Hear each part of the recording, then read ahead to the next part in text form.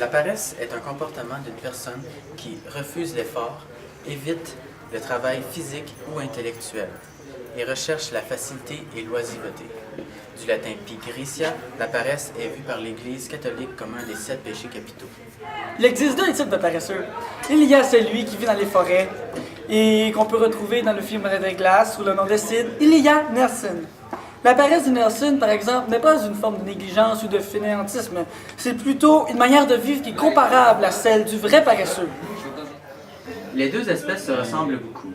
Ils dorment environ 20 heures par jour, sauf que dans les 20 heures, le Nelson en dort environ 10 avec les yeux ouverts. Si on est attentif, on peut trouver le paresseux perché dans les arbres, tandis que le Nelson, lui, on peut le trouver couché dans son lit. Allô? Ah! Le paresseux est presque toujours suspendu à l'envers, contrairement au Nelson, qui lui est à l'envers dans sa tête.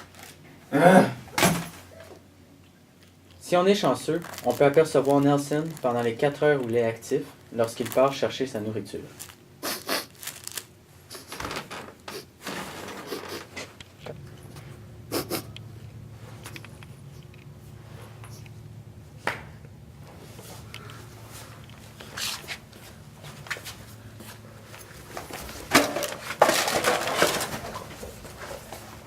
Les prédateurs du paresseux sont l'ocelot, l'aigle harpie et le jaguar, tandis que ceux du Nelson sont les douchebags.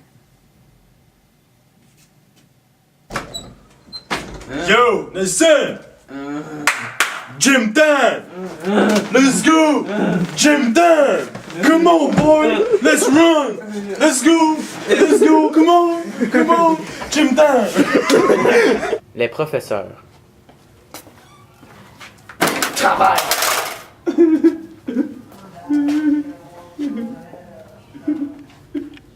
Et comme à chaque matin, à 7h25, la cloche.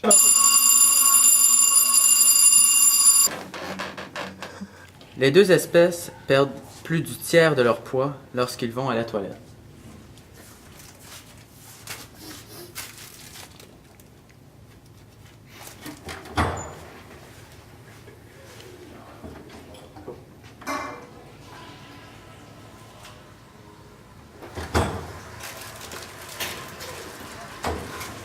Le paresseux avance à une vitesse de 10 mètres par minute, tandis que le Nelson ne peut pas avancer par lui-même.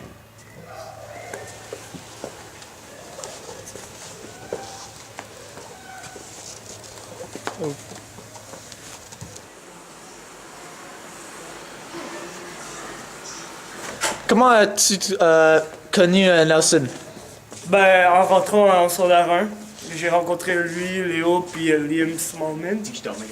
Puis il dormait dans la chambre de Léo, puis j'ai juste rentré dedans, puis j'ai sauté dessus. C'était vraiment... C'était comique. Bonjour, Nicolas ici pour une entrevue spéciale avec Monsieur Blues Blanche. Bonjour, Monsieur Blues Blanche. Bonjour.